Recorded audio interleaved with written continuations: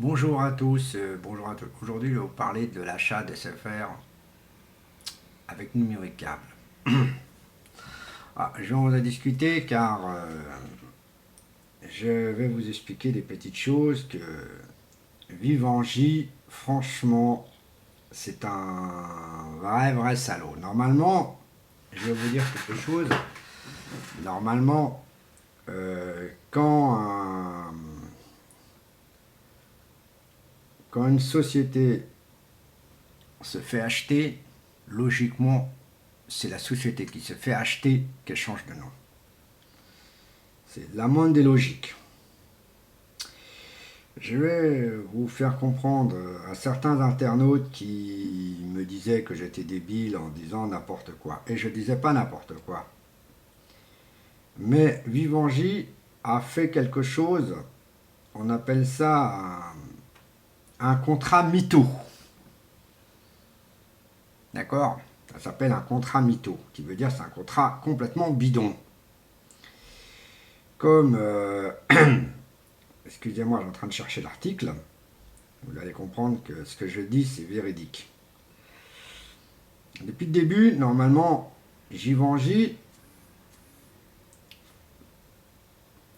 logiquement, très logiquement, hop, non, c'est pas ici, c'est pas là non plus.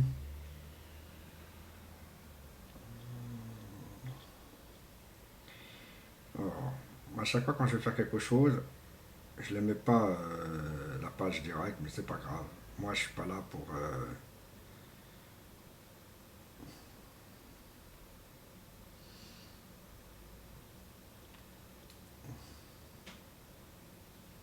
Voilà.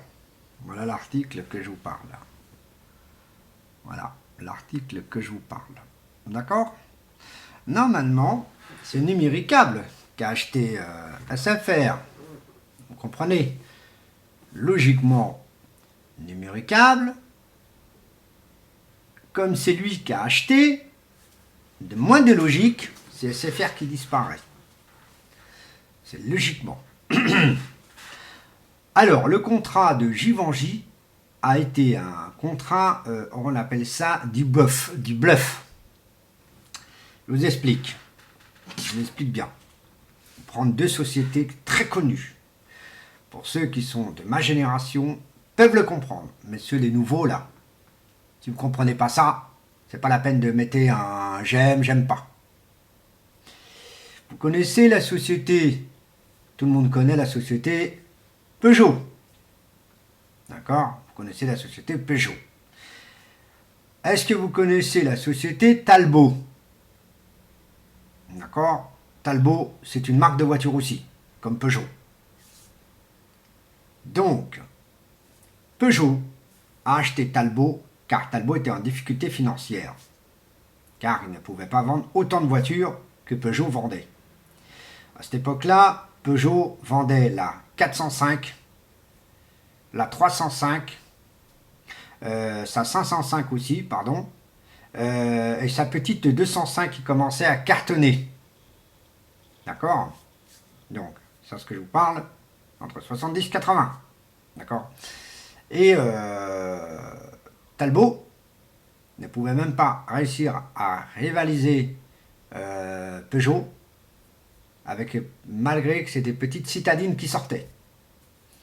Eh ben, Peugeot a dit voilà, je vous achète, et en vous achetant, eh ben, la marque Talbot a disparu.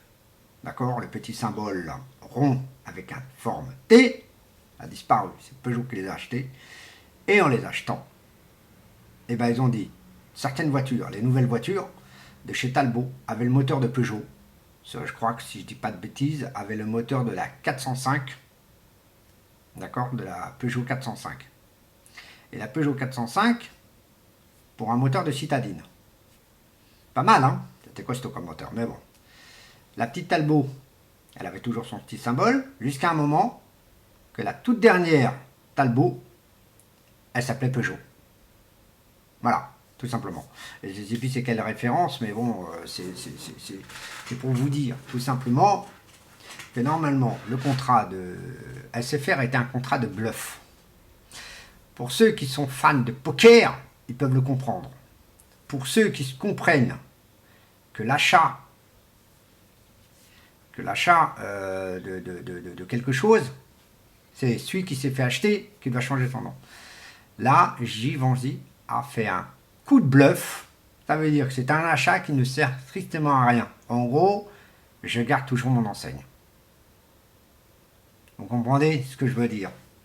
Et la logique était le contraire. Normalement, SFR aura dû disparaître officiellement. Officiellement, cette année en plus, hein, parce que c'est cette année que Numéricable va disparaître officiellement. Vers la fin de cette année, c'est formel. Alors pour tous ceux-là qui sont numéricables, qui se la pètent plus haut que leur cul, là, allez garder votre petit décodeur de merde là qui vaut rien du tout. Eh ben SFR, bah, ils vont garder leur petit truc à eux en fin de compte. Numéricable va disparaître. Mais un escroc qui se fait voler par un escroc, excusez-moi, mais j'applaudis, hein, franchement. Un escroc qui se fait voler par un escroc. Bah, je peux vous dire qu'en gros que Numéricable, c'est des escrocs. SFR, c'est une petite partie d'escrocs aussi. À une manière, malgré... bon. Vous connaissez le petit boîtier de Numéricable de fibre optique. Ils se disent, SFR actuellement, ils se disent numéro 1 de la fibre optique. C'était totalement faux, c'était Numéricable qui était numéro 1 de la fibre optique. Aujourd'hui, ils se disent numéro 1 de la fibre optique. Marrant, il y a un opérateur qu'on n'entend pas beaucoup parler, c'est Orange. On ne va pas leur dire qu'ils sont numéro 1, ils s'en foutent. Ils sont déjà numéro 1 dans toute la ligne. Donc, SFR dit qu'il est numéro 1, c'est son problème. Hein. Ils s'en foutent, hein, les opérateurs suivants. Hein. Donc, voilà. Mais, ce que je veux faire comprendre aux gens, aux internautes en gros, c'est que Numéricable, ce n'est pas lui de disparaître à la base. Était à SFR lui-même. C'est lui qui s'est acheté. C'est lui qui s'est fait vendre. Il a décidé. Ben voilà. Et ben, tout le monde... Alors vous imaginez, Numéricable aurait acheté Bouygues Télécom.